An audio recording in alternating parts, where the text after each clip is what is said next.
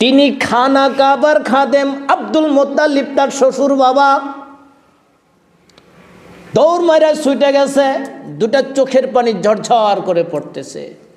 আব্বা হুজুর, ও Abdul Muttalib. Abdul Muttalib বউ মারাইতে দেখা বলতেছে, কি হইছে মা, ঘটনাটা কি?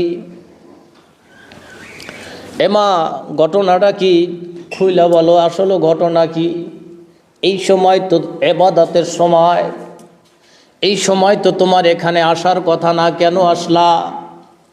ডাক দিয়া কা, আব্বা হুজুর, আপনি খানা কাবার খাদেম, এই খানা কাবার সামনে আপনার নাতি ভাইকে আমি অনেকবার আনছি।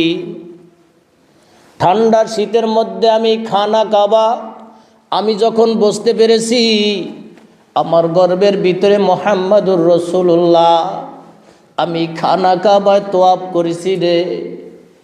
তখন একটা পাহাড়ের উপরে আমি হরিণ দেখলাম, আর একটা পাহাড়ের উপরে বাঘ দেখলাম।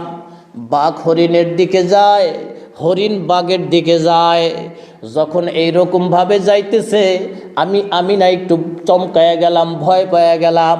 যখন আমি পিছনে হটতেছিলাম, তখন বাঘের জবান খুইলা ডাক দেয় মানুষের মতো, আম্মা জান আমি না গো,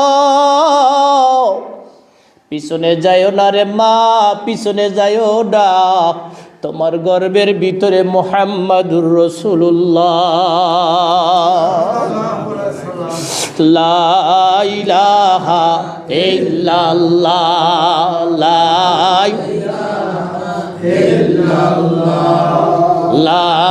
ইলাহা ইল্লাল্লাহ। ওই পিছনের একটা ছেড়ে দেন, এটা ছেড়েন না।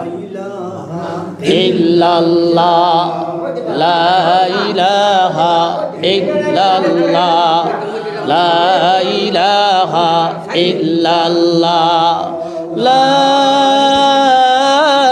ইলাহা ইল্লাল্লাহু মুহাম্মাদুর রাসূলুল্লাহ